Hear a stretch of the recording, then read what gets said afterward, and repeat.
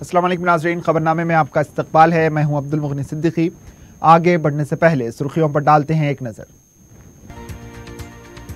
नौजवान मुल्क का मुस्तकबिल, चार मीनार के बालाई सहन से बैरिस्टर अवैसी के लर्न प्रोजेक्ट का आगाज।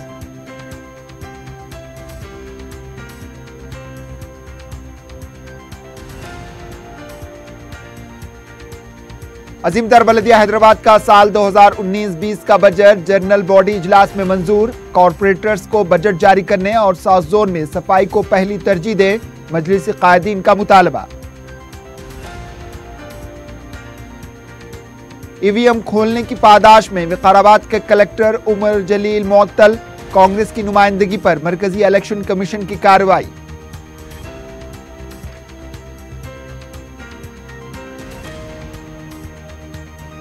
और नीम्स हॉस्पिटल में हर्निया ऑपरेशन के दौरान खातून मरीज के पेट में कैंची छोड़ दिए जाने का बदबख्ताना वाकया, पंजागुट्टा पुलिस ने दर्ज किया केस।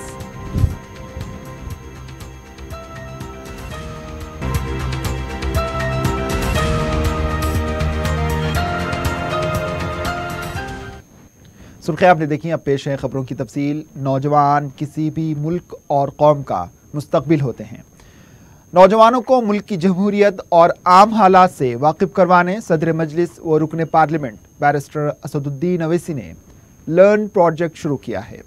मुल्क की जमहूरियत में पहली मरतबा किसी सियासी कायद की जानिब से शुरू करदा इस मुनफरिद प्रोजेक्ट के कई मकासद हैं। प्रोजेक्ट के पहले मरहले में तारीखी चार मीनार के बालाई सहन से बैरिस्टर अवैसी ने तालीमी याफ्ता नौजवानों से मुलाकात की और उनके सवालात के जवाब दिए। इस खुसूस में पेश है 4TV ब्यूरो की यह रिपोर्ट। तारीखी चार मीनार हफ्ते के दिन एक मुनफरिद मंजर पेश कर रहा था। सुबह के सातों में चार मीनार के बालाई सहन में जहां ठंडी फिजाएं लहरा रही थीं, वहीं परिंदों की तस्बीह भी गूंज रही थी।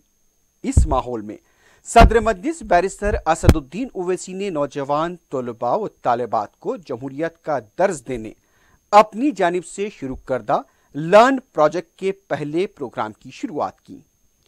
इस प्रोजेक्ट के लिए कॉलेजेस के तलबा व तालिबात की कसीर तादाद ने ऑनलाइन दरखास्तें दाखिल की थीं, जिसके मिन जिमला 40 का इंतखाब किया गया। अमली सियासत व अवामी जिंदगी में मसरूफ कायदीन के लिए जहां खुद के लिए वक्त निकालना दुश्वार होता है, ऐसे में बैरिस्टर ओवैसी ने इस प्रोजेक्ट के जरिए 3 अहम काम शुरू किए हैं। पहले ये कि उन्हें कदीम तारीखी विरसे की अहमियत से वाकिफ करवाया जाए। दुवम, उन्हें जमहूरियत और सियासी हालात से आगाह किया जाए। और तीसरे, मुल्क के एक अच्छे शहरी बनने उनकी हौसला अफजाई की जाए। चार मीनार का बालाई सहन, जो चार मीनार की मस्जिद का हिस्सा है, वहां से बैरिस्टर ओवैसी ने इन तलबा और तालिबात से गुफ्तगू की और उनके सवालात के जवाबात दिए। बैरिस्टर ओवैसी ने मुल्क की जमहूरियत में नजरियाती तसल्लुत को खतरनाक करार दिया। उन्होंने कहा कि हिंदुत्व का नजरिया इस सेकुलर मुल्क पर एक खास मजहब की छाप लगाने की कोशिश है। शरिया कानून और ना ही हिंदुत्व इस हमा मजहबी मुल्क के लिए सूदमंद साबित होंगे। बहैसियत मुसलमान वो अपने तौर पर शरई कानून की पासदारी करेंगे, लेकिन दूसरों पर वो इससे मुसलत नहीं कर सकते। नौजवानों को अमली सियासत में हिस्सा लेने के सवाल पर बैरिस्टर ओवैसी ने कहा कि इंतखाबी अखराजात इस कदर ज्यादा हो चुके हैं जो एक आम शहरी के बस में नहीं हो सकते। कौमी सियासी जमातें जिन्हें कॉरपोरेट इदारों से फंड्स हासिल होते हैं, इलेक्शन पर ज्यादा खर्च करते हैं। जो आजाद उम्मीदवार भी मुंतखब होते हैं, वो कोई गरीब नहीं होते, उनका पस मंजर भी मालदार होता है। एक और सवाल के जवाब में बैरिस्टर ओवैसी ने पार्लियामेंट व असेंबली के हलकों में इजाफे की वकालत की, ताकि इस वसी अरीज मुल्क में इंतजामिया सहूलत बख्श हो सके। बैरिस्टर ओवैसी ने कहा कि अरकान पार्लियामेंट को जो तनख्वाह मिलती है, वो स्टेशनरी के खर्च को भी पूरा नहीं कर पाती। हर रुकने पार्लियामेंट को 2 या 3 दफ्तरी मावनीन की जरूरत होती है। उन्होंने पार्लियामेंट रिसर्च के इदारे PRS की मशरूत सिताइश की, जो तालीम याफ्ता नौजवानों को अरकान पार्लियामेंट की मावनत के लिए मुख्तसर मुद्दत की जिम्मेदारियां दिया करती है। एक सवाल पर बैरिस्टर ओवैसी ने मुतनासिब तरीक़े रायदही की वकालत की और कहा कि रास्त तरीक़े रायदही से कम फीसद वोट लाकर भी कोई उम्मीदवार मुंतखब हो जाता है। उन्होंने समाज में मसावात के लिए तहफ़्फ़ुज़ात की वकालत की। बिलखुसूस तालीमी तौर पर पसमानदा मुसलमानों के लिए उन्होंने इसे ज़रूरी करार दिया। ख़वातीन के बारे में उन्होंने कहा कि उन्हें फैसला साजी का हिस्सा बनाया जाए। हुकूमत मुकामी इदारेजात में तहफ़्फ़ुज़ात की वजह से ख़वातीन को कुछ मौका मिल रहा है। बैरिस्टर ओवैसी ने कहा कि इलाकाई जमातें ही मुल्क को सही समत ले जा सकती हैं। कांग्रेस या बीजेपी किसी को भी 150 से ज़्यादा नशिस्तें नहीं मिलेंगी। बैरिस्टर ओवैसी ने रिमार्क किया कि हिटलर भी जमहूरी तरीके पर मुंतखब हुआ था, लेकिन बाद में क्या हुआ वो सब पर आया है। Instead of 119 assembly segments in Telangana, let us have 200. You break it down, so administratively it is going to work. It can be changed in parliament only, no? It is going to happen in 26, but that also will be happening on the basis of population. It's going to be very hard for people like you to really enter politics. This is slowly becoming what we call that old school boy network. 2019 prediction is I will win my seat, inshallah. With huge margin. DRS will win 16 parliament seats. Jagan, if he does not commits any mistake, should win 20 parliament seats or 25. वज़ीर आज़म मोदी के remark मिलावट की सरकार पर barrister Owaisi ने कहा कि मिलावट की सरकार ही मुल्क की जमहूरियत को मुस्तहकम कर सकती है। लर्न प्रोजेक्ट के जरिए नौजवानों के लिए कदीम तारीखी विरसे के साथ नए जमहूरी मुस्तकबिल की समत रहनुमाई का बीड़ा उठाया गया है।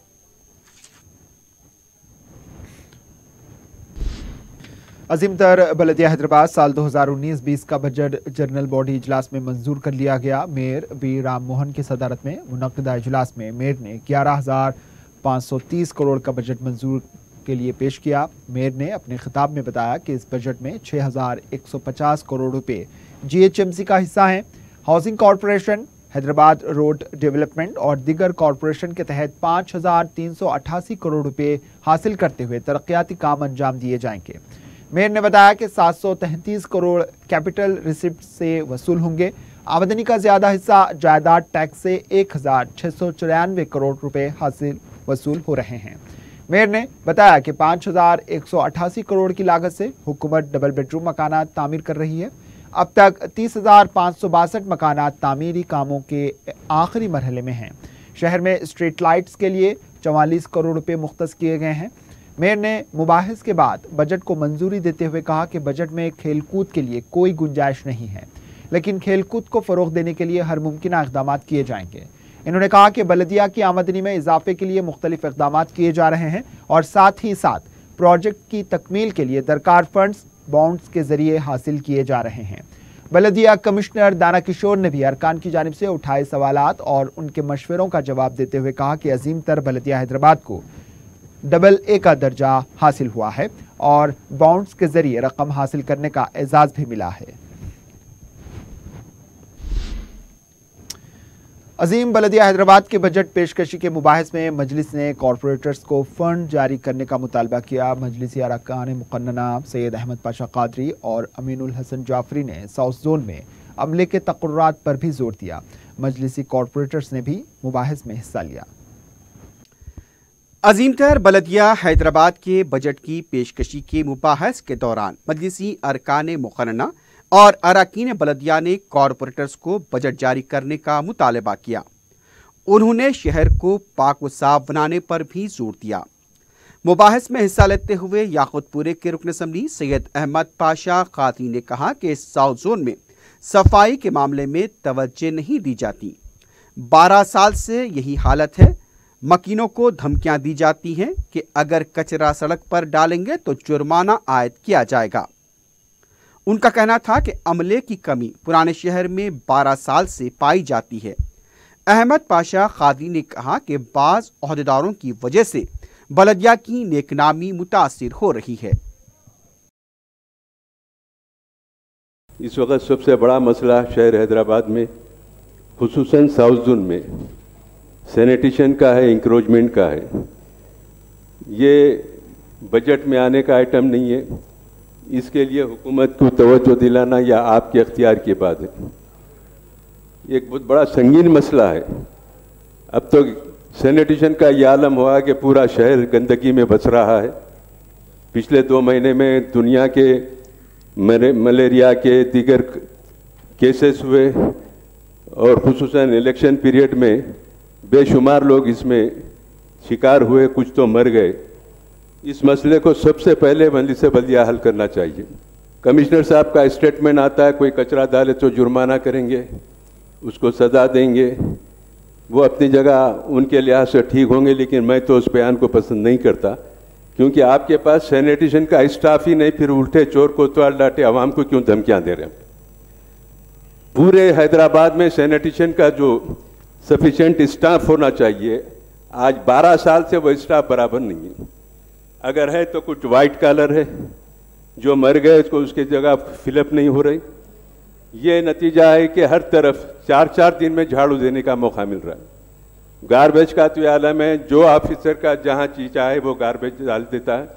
8-8 दिन तक गार्बेज पड़े रहता, वहाँ से उठता नहीं। रेसिडेंशियल एरियो में, मेरे एरिया याकूतपुर में तालाब कट्टे में एक ऐसे मुकाम पर गार्बेज डालते लागे, मैं तय कर लिया हूँ कि वो गार्बेज का मुकाम वहाँ से तब्दील कराऊंगा। मकानात के सामने 2-2 लारी गार्बेज पड़े रहती। हमारी बस्तियों को चलकर देखिए, उन मुकामात पर मिनिस्टर के कुत्ते को लाके अगर रख दे तो 24 घंटे में कुत्ता मर जाता है, वहाँ इंसान जिंदगी गुजारने पे मजबूर है, ये गंदगी की वजह से। इस मसले को संगीन समझते हुए इसको हल कीजिए। और अव्वलीन मसला बल्दिया का इस वक्त शहर को पाक और साफ बनाने का है। और नए नए कॉलोनियों में सफाई टाइम टू टाइम स्टाफ बराबर होता है, लेकिन काम वहाँ पर होता है, यहाँ पर नहीं होता। 4 दिन पहले कमिश्नर साहब से मैं रिक्वेस्ट किया, मैं अनकरीब ये हफ्ते में कमिश्नर साहब का विजिट कराऊंगा, और वो विजिट अचानक होना, आने की इत्तला मिली तो सब सफाई हो जाती, सब साफ हो जाता। मैं दौरा करवाऊंगा। सैनिटेशन के ऊपर बल्दिया को तवज्जो देना चाहिए। अगर इसके लिए कुछ बजट की जरूरत है तो हुकूमत को दीजिए। हमारी तेलंगाना हुकूमत नेक नीयत से और अच्छे काम कर रही है, लेकिन चंद ऑफिसर हुकूमत को बदनाम करने के लिए ऐसे इकदाम कर रहे हो। उन ऑफिसरों पर नजर रखकर अवाम की भलाई के लिए जो काम करना है हमको करना चाहिए। रुकन कौंसल अमीनुल हसन जाफरी ने कहा कि इजाफी सर्कल और जोन बनाए गए, लेकिन अमले का तखर्रुर नहीं किया गया। जो मखलूआत जायदादें हैं उस पर फौरी तखर्रुरात किए जाएं। अमीनुल हसन जाफरी ने कहा कि बलदिया के प्रोजेक्ट्स में ताकीर हो रही है। उनका कहना था कि कॉरपोरेटर्स को फंड्स जारी न करने से काफ़ी मुश्किलात पेश आ रही हैं। अमीनुल हसन जाफरी ने तजवीज़ पेश की कि मेयर को स्पेशल फंड्स मख्तस किए जाएं, इसके ज़रिए कॉरपोरेटर्स को फंड्स जारी करें। उन्होंने ये भी कहा कि 15वीं फाइनेंस कमीशन की टीम शहर का दौरा करेगी, उसे भी तजवीज़ पेश की जाए। और लास्ट टाइम भी मैं ये बोला था कि कॉर्पोरेटर बजट, आपको अगर कॉर्पोरेटर बजट के नाम अगर देने में कुछ अगर जो दुश्वारी है, तो आप ये करिए कि मेयर का एक स्पेशल फंड बनाइए 300 करोड़ का, और जो 2-2 करोड़ एक कॉर्पोरेटर को आप असाइन कीजिए अपने से। तो आप लीजिए, आप जो है 300 करोड़ का आप जो मेयर का स्पेशल फंड आप बनाइए 300 करोड़ का, और उसके अंदर 2-2 करोड़ जो है आपके 150 कॉर्पोरेटर्स को दीजिए। तो ये जो सजेशंस है, और वो जो मैं ये जो चाहता हूँ कि जो भी आपको फाइनेंशियल पोजीशन के बारे में जो भी मैं सवालात पूछा हूँ उसका जवाब कमिश्नर साहब देना चाहिए। दीगर मजलिसी अराकीन बलदिया मोहम्मद अब्दुल गफ्फार, सलीम बेग और आयशा रुबीना ने भी बलदी कॉरपोरेटर्स को फंड जारी करने का मुतालबा किया। कॉरपोरेटर्स ने कहा कि गुज़िश्ता 3 साल से कॉरपोरेटर्स को फंड जारी नहीं किए गए। 3 साल बीत चुके हैं विदाउट कॉरपोरेटर बजट। हाल ही में महानगरम के नाम पर करोड़ों रुपए के सैंक्शन दिए गए। आप दीजिए, डेवलपमेंट के लिए बहुत अच्छी बात है। आप राज्यसभा मेंबर्स को भी दीजिए, एमपीज को दीजिए, एमएलएस को, एमएलसीज को दीजिए। कॉरपोरेटर्स को बजट ना देने का क्या क्वेश्चन है, ये मेरे समझ में नहीं आया आज तक। लेकिन अहम बात यह है कि काउंसिल में जिस तरीके से अभी मेरे साथी ने कॉरपोरेटर बजट के ताल्लुक से कहा, यकीनी बात है कि मजलिस इत्तेहादुल मुस्लिमीन के सदर नकीब मिल्लत बैरिस्टर असदुद्दीन अवैसी साहब, अकबरुद्दीन अवैसी साहब, हमारे MLAs पुराने शहर की तरक्की के लिए मुमकिना रात दिन जिद्दोजहद कर रहे हैं और बड़े मसाइल, फ्लाईओवर ब्रिज हो या बड़े बड़े जो हमारे डेवलपमेंट वर्क है, ऑनरेबल चीफ मिनिस्टर के जरिए हो या मजलिस बल्दिया के जरिए हो, उन मसाइल को एकसुई करते चले जा रहे हैं। वो मसाइल हल हो रहे हैं, लेकिन चूंकि हमारे कायदीन शहर की तरक्की के लिए जहां काम कर रहे हैं, वहीं बहैसियत कारपोरेटर अवामी मसाइल जो छोटे मोटे, जो रोजमर्रा के सुबह से शाम तक जो गरीब छोटे छोटे मसाइल हैं, उन पर तवज्जो देने के लिए ये फंड्स का मुतालबा किया जा रहा है। दूसरी जमातों के कॉरपोरेटर्स ने भी मुबाहिस में हिस्सा लिया। अजीम तर बलदिया हैदराबाद के 10वें जनरल बॉडी इजलास में बजट की मंजूरी के बाद अवामी मसाइल पर गर्मा गर्म मुबाहिस हुए। इजलास के एजेंडे में नालों की सफाई, सड़कों की तोसी, सफाई, LED लाइट्स जैसी बुनियादी सहूलतों पर मुबाहिस हुए। मजलिस के अराकीन बलदिया आयशा रुबीना, महमूद इंजीनियर, माजिद हुसैन, सलीम बेग ने नालों के मसाइल पर मुबाहिस में हिस्सा लिया। सोहेल कादरी और आफरीन ने सड़कों की तोसी, चार मीनार पैदल राहरू प्रोजेक्ट से मुताल्लिक सवालात किए। LED लाइट से मुताल्लिक राशिद फराज ने सवालात किए। मजलिस के अराकीन ने कहा कि नालों में कचरा डालने की वजह से सफाई मुनासिब अंदाज में नहीं हो रही। बालकापुर नाला और अफजल सागर नाले की सफाई मुनासिब अंदाज में नहीं की जा रही। दीगर अरकान ने चार मीनार पैदल राहरू प्रोजेक्ट के काम को रोक देने और सड़कों की तोसी में भी तसाहुल बरतने पर सवालात किए और कहा कि अवाम अपनी जायदादें सड़कों की तोसी के लिए देने के लिए तैयार है, लेकिन बलदिया मुआवजे की रकम अदा नहीं कर रहा। उनके अलावा दीगर अरकान ने भी अपने अपने बलदी हल्के के मसाइल उठाए। उनके अलावा दीगर सियासी जमातों के कायदीन ने भी शहर के मुख्तलिफ अवामी मसाइल पर बलदिया को तवज्जो दिलाई है। वज़ीर आला के चंद्रशेखर राव ने हैदराबाद को आलमी तर्ज पर तरक्की देने के लिए एक जामे मास्टर प्लान की तजवीज़ पेश की और इस शहर को 3 हिस्सों में मुनक़सिम करने का इरादा ज़ाहिर किया है।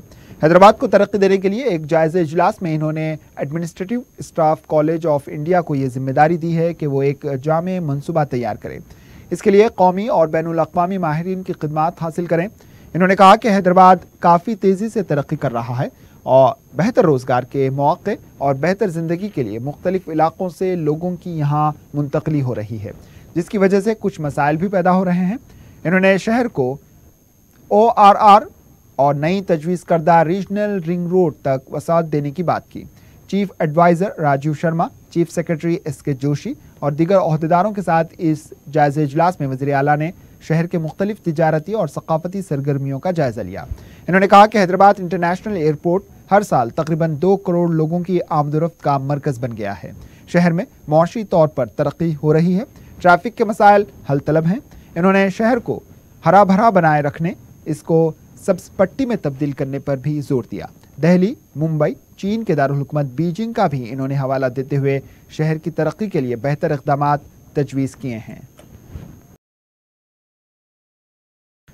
मरकजी इलेक्शन कमीशन ने रियासती चीफ सेक्रेटरी और रियासती इलेक्ट्रोल ऑफिसर को हिदायत दी है कि विकाराबाद जिले कलेक्टर उमर जलील को मुअत्तल किया जाए और उनके खिलाफ तादीबी कार्रवाई की जाए। वाज़ेह है कि तेलंगाना असेंबली इंतखाबात में बेकायदगियों के इल्ज़ामात लगाते हुए कांग्रेसी कायदीन अदालत से रुजू हुए थे। इसी दौरान विकाराबाद जिले कलेक्टर उमर जलील ने पार्लियामेंट इंतखाबात के सिलसिले में EVM मशीन खोले थे, जो इलेक्शन कमीशन के कवायद की खिलाफ वर्जी है। इस मामले में कांग्रेसी कायदीन ने मरकजी इलेक्शन कमीशन से नुमाइंदगी करते हुए इस मामले पर कार्रवाई का मुतालबा किया था, जिस पर इलेक्शन कमीशन ने अहकामात जारी किए हैं, लेकिन उमर जलील को मुअत्तल करने से मुताल्लिक़ तेलंगाना हुकूमत ने कोई सरकारी अहकाम जारी नहीं किए हैं।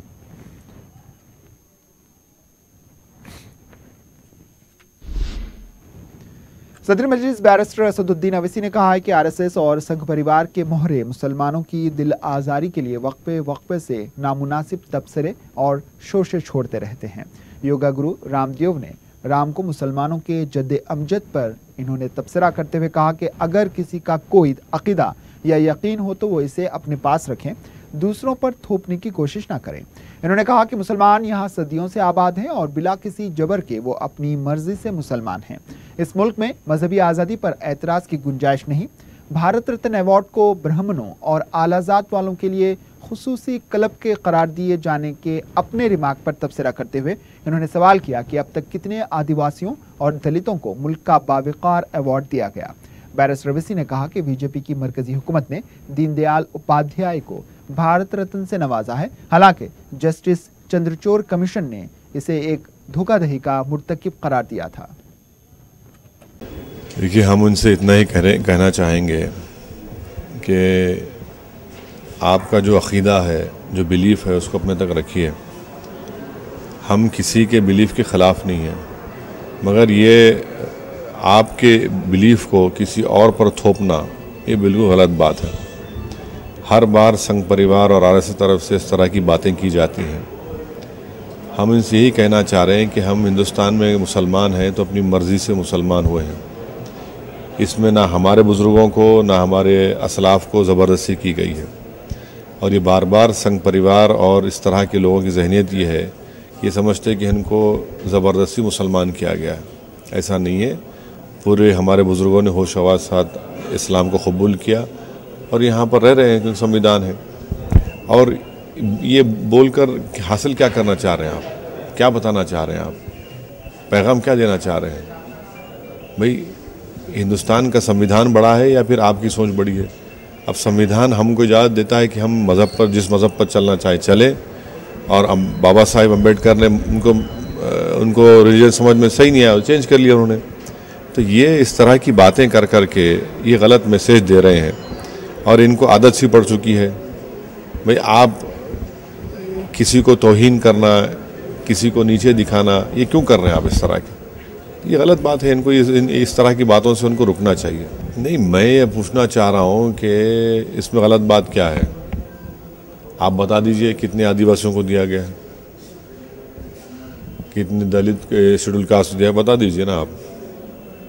तीसरी बात यह है कि प्रधानमंत्री ने खुद लोकसभा में कहा कि जिस ज़माने में यूपीए की सरकार थी उन्होंने आंकड़े पेश किए और कहा कि इतना ज़्यादा एनपीए बढ़ गया, इतना ज़्यादा लोन दिया गया। तो उस वक्त फाइनेंस मिनिस्टर कौन थे? और उन्हीं को आपने भारत रत्न दिया। तो प्रधानमंत्री लोकसभा में जब उस वक्त की यूपीए गवर्नमेंट को, फाइनेंस मिनिस्टर को जिम्मेदार खड़ा रहे हैं, तो आपने उनको भारत रत्न दे दिया। क्या इसलिए उनको भारत रत्न दिया क्योंकि वो आरएसएस के हेडक्वार्टर पर गए थे? तो यही तो हम बता रहे हैं ना। तीसरी बात यह है कि ये संघ परिवार, बीजेपी, खुद प्रधानमंत्री बड़ी बड़ी बातें करते हैं दीनदयाल उपाध्याय के बारे में कि दीनदयाल उपाध्याय ये। भाई, दीनदयाल उपाध्याय की मौत के बाद जो जस्टिस चंद्रचूड़ कमीशन की रिपोर्ट जो आज पार्लियामेंट की लाइब्रेरी में पढ़ी है, तो पढ़ लीजिए। जिस शख्स पर परजुरी का इल्ज़ाम लगाया आपने उनको भारत रत्न दे रहे हैं। ये आपकी मोहब्बत है? ये आपका तरीक़ाकार है? तो यही सवालात हैं जो हम उठा रहे हैं। इसमें गलत बात क्या है? अगर सवालात नहीं करेंगे तो फिर क्या मतलब ये है कि आपको इख्तियार ही नहीं है, हम जिसको चाहे देंगे। तो इसका तो कोई होना चाहिए ना कि भाई क्या नॉर्म्स हैं। इतना बड़ा सम्मान है, हमारे अवार्ड है हमारे मुल्क का, तो इसका तो कुछ तो तरीक़ाकार होना चाहिए। ऐसा नहीं है कि कल कोई और बन जाए बोले कि नहीं इनको दे दूंगा मैं, तो ये तो ऐसा नहीं हो सकता ना। तेलंगाना कांग्रेस कमेटी के नायब सदर मल्लू रवि ने कहा है कि एनडीए हुकूमत को चाहिए कि वो अपनी गलतियां सुधारे। मीडिया से बात करते हुए एम रवि ने कहा कि सियासत के जरिए ही हिंदुस्तान को आज़ादी मिली और तरक्की हासिल हुई। सियासत करना सिर्फ बीजेपी को ही नहीं बल्कि कांग्रेस को भी आता है। एम रवि ने कहा कि रफाल डील में वज़ीर आज़म भी मुलविस है। इसका खुलासा महकूमे दिफा ने कर दिया है, लेकिन महकूमे दिफा के मामलात में वज़ीर आज़म को मुलविस नहीं होना चाहिए।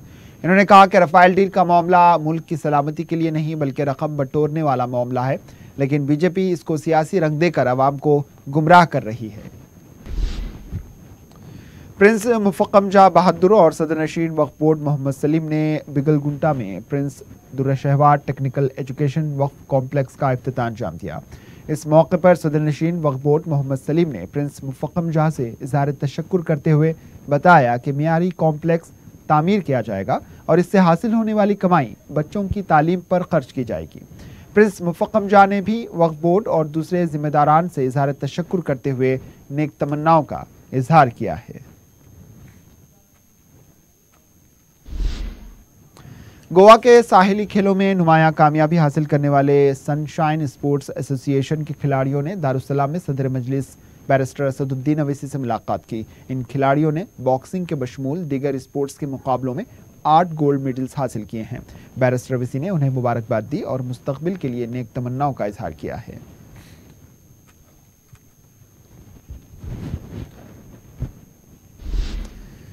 शहर के सिख बरादरी के जिम्मेदारों ने दारुस्सलाम में सदर मजलिस बैरिस्टर अवैसी से मुलाकात की और इंतखाबात में कामयाबी पर उन्हें मुबारकबाद पेश की है। रुकन असेंबली मलकपेट अहमद बलाला ने BC तबके के अफराद में चेक्स तकसीम किए। फी चेक की रकम 50,000 रुपये है जो 16 दरख्वास्त गुजारों के लिए मंजूर किए गए ताकि वो रोजगार के लिए अपना कारोबार शुरू कर सकें या फिर मौजूदा कारोबार को फरोग दें।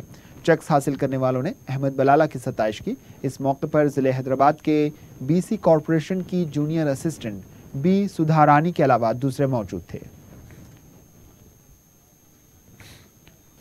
मेरा नाम जी संध्या है। हम यहाँ सैदाबाद में रहते हैं। ये हम लोग को BC चेक मिला है आज, इससे हम लोग को बिजनेस में ज़रा इम्प्रूव कर सकते हैं हम लोग। और ये अहमद बलाला साहब से हमको ये चेक मिला है, उनको बहुत बहुत शुक्रिया। మేము ఇస్త్రీ డ్రై క్లీన్ షాప్ కని లోన్ పెట్టినాము. ఎమ్మెల్యే సారు 50,000 ఇచ్చిండు. ఆయనకు నమస్తే అంతే. ధన్యవాదాలు.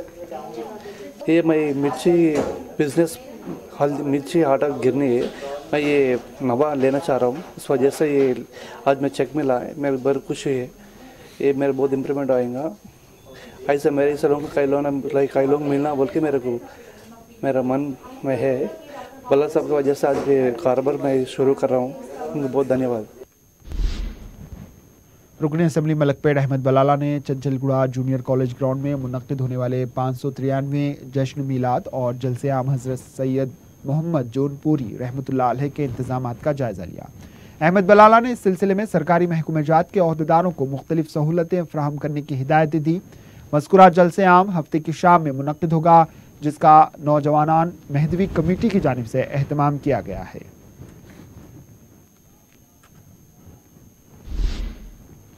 नेशनल सेफ्टी वीक के मौके पर ट्रैफिक पुलिस और कानूनी इंजीनियरिंग की तुलबा की जानिब से एक शऊर बेदारी प्रोग्राम मुनक्किद हुआ, जिसमें रोड सेफ्टी के मौजू पर बात की गई। Commissioner city police Anjani Kumar ने कहा कि इस मौके पर हादसात से बचने के लिए शिरका को ज़रूरी मालूमात फराहम की गई। इन्होंने कॉलेज की लड़कियों की कारकर्दगी और उनकी दिलचस्पी पर खुशी का इजहार किया। इन्होंने लड़कियों को तहनीत पेश करते हुए कहा कि वो मुस्तकबिल में बड़े बड़े ओहदों पर फायज होंगी। इस मौके पर joint commissioner traffic police Anil Kumar के अलावा दूसरे मौजूद थे। हैदराबाद में आरटीसी बस के पहिए निकल जाने का वाक़या पेश आया। ताहम करिश्माती तौर पर बस में सवार मुसाफिरीन महफूज रहे। बताया गया है कि मज़कूरा बस फिटनेस के बगैर चलाई जा रही थी। ये बस संगारेड्डी डिपो की थी जो लिंगमपल्ली से विजयवाड़ा जा रही थी। रात 11 बजे जब ये बस मूसापेट ब्रिज पहुंची तो बस का एक पहिया अलग हो गया। मुसाफिरीन का कहना था कि बस ड्राइवर उस्मान को बस रोकने को भी कहा गया, लेकिन इसने फौरी बस नहीं रोकी। जबरदस्ती करने पर बस रोकी गई। बस में 49 मुसाफिरीन सवार थे। अगर बस बेकाबू हो जाती तो भारी नुकसान हो सकता था।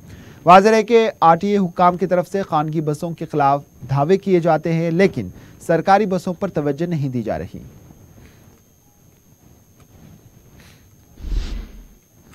हैदराबाद के कुतुबुल्लापुर इलाके में मिलावटी तेल के अड्डे को बेनकाब करते हुए बड़ी मकदार में मिलावटी तेल को जब्त कर लिया गया। बताया गया है कि विजिलेंस के ओहदेदारों ने सुचित्रा के पास नकली पैराशूट तेल को जब्त कर लिया। जब्तशुदा तेल की कीमत 15 लाख रुपए बताई गई है। बताया गया है कि पैराशूट कंपनी की तरफ से भी नकली तेल की तैयारी की शिकायतें वसूल हो रही थी। एक मकान में सुभाष नामी शख्स 16 महीनों से ये कारोबार कर रहा था। सुभाष को हिरासत में ले लिया गया। इससे मजीद पूछताछ की जा रही है।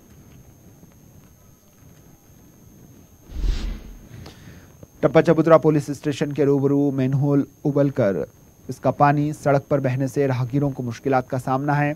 हफ्ते की अलग सुबह ये मैनहोल उबलकर उसका पानी बाज़ दुकानों में दाखिल हो गया, जिसकी वजह से ताजिरों का कारोबार मुतासिर हुआ है। अलावाजी सड़क पर गंदा पानी बहने से हादसात पेश आ रहे हैं। इस सिलसिले में मुतल्लिका महकमे के ओहदेदारों से शिकायत की गई, लेकिन मसले की आजिलाना यकसुई नहीं हो पाई।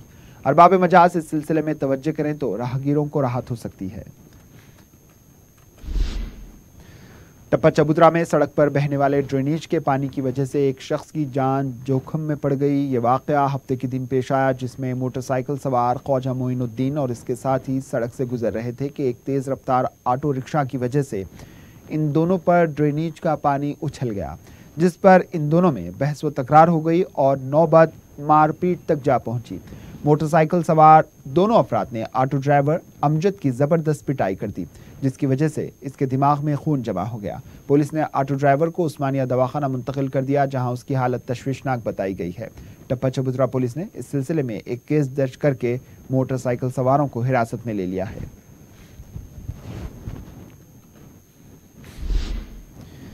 नीम्स हॉस्पिटल में खातून के ऑपरेशन के दौरान कैंची पेट में छोड़ दिए जाने का चौंका देने वाला वाकया पेश आया है। बताया गया है कि 33 साला महेश्वरी चौधरी, जो मंगलहाट की साकिन बताई गई हैं, 3 माह कबल नीम्स हॉस्पिटल में इसके हर्निया रिपेयर का ऑपरेशन हुआ था। 15 दिन के बाद इसे डिस्चार्ज किया गया। गुज़िश्ता 15 दिन से इससे पेट में शदीद दर्द हो रहा था और जब वो इलाज के लिए दूसरे दवाखाने से रुजू हुई तो मुख्तलिफ मुआयनों के बाद पता चला कि महेश्वरी चौधरी के पेट में कैंची मौजूद है। महेश्वरी के अफराद खानदान ने फौरी इस मामले पर नीम्स हॉस्पिटल पहुंचकर एहतजाज किया और पंजागुट्टा पुलिस स्टेशन में शिकायत भी दर्ज करवा दी। इससे पहले दूसरे हॉस्पिटल्स के डॉक्टर्स ने ऑपरेशन के जरिए महेश्वरी के पेट से कैंची को बाहर निकाला। बताया गया है कि 28 अक्टूबर 2018 को नीम्स हॉस्पिटल के डॉक्टर्स वीरप्पा, वीनू और वर्मा ने महेश्वरी का ऑपरेशन किया था। नीम्स के डायरेक्टर मनोहर ने इसे बदबख्ताना करार देते हुए इस पूरे मामले की तहकीकात का ऐलान किया है और जिम्मेदारों के खिलाफ कार्रवाई का भी तयक्कुन दिया है। पंजागुट्टा पुलिस ने केस भी दर्ज कर लिया है। महकूमा बलदिया ने एरागड्डा मेंटल हॉस्पिटल के अहाते में वाक़ कदीम मकानों को मुनहदिम करने की नाकाम कोशिश की। मज़कूरा दवाखाने में मुकीम अफराद गुज़िश्ता करीब 70 सालों से रहते हैं। बलदिया ने मज़कूरा अराजी को सरकारी अराजी बताते हुए जब पुलिस के साथ हफ्ते के दिन पहुंची तो वहां रहने वाले खौफजदा हो गए। वाक़े की इत्तला पर मजलिस रुकन बलदिया मोहम्मद शरीफ वहां पहुंचकर हुक्काम से बात की। इन्होंने बलदिया की टीम को अचानक मकानों को मुनहदिम करने से बाज रखा और उन्हें पहले नोटिस जारी करने के लिए कहा। क़ब्ल हल्के जुबली हिल्स के रुकन असम्बली गोपीनाथ ने वोट की सियासत करते हुए इस सिलसिले में मकीनों को तयक़ुनात दिए थे, लेकिन वो आज फ़ोन पर बातचीत करने से भी गुरेज करते नजर आए।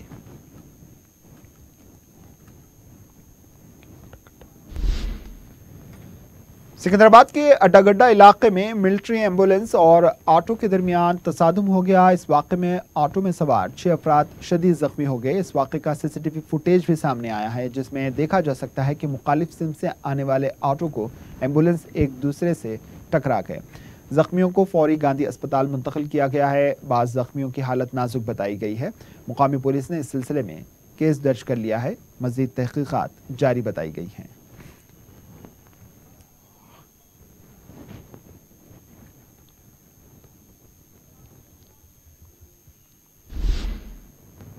आखिर में सुर्खियों पर एक और नजर। नौजवान मुल्क का मुस्तकबिल, चार मीनार के बालाई सहन से बैरिस्टर अवैसी के लर्न प्रोजेक्ट का आगाज।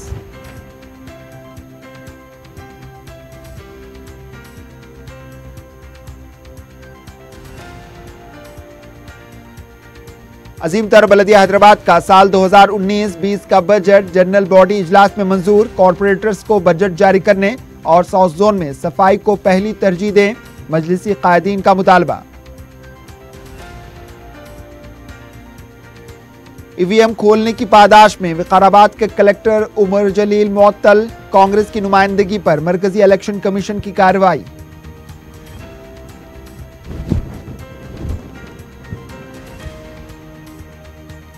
और नीम्स हॉस्पिटल में हर्निया ऑपरेशन के दौरान खातून मरीज के पेट में कैंची छोड़ दिए जाने का बदबख्ताना वाकया। पंजागुट्टा पुलिस ने दर्ज किया केस।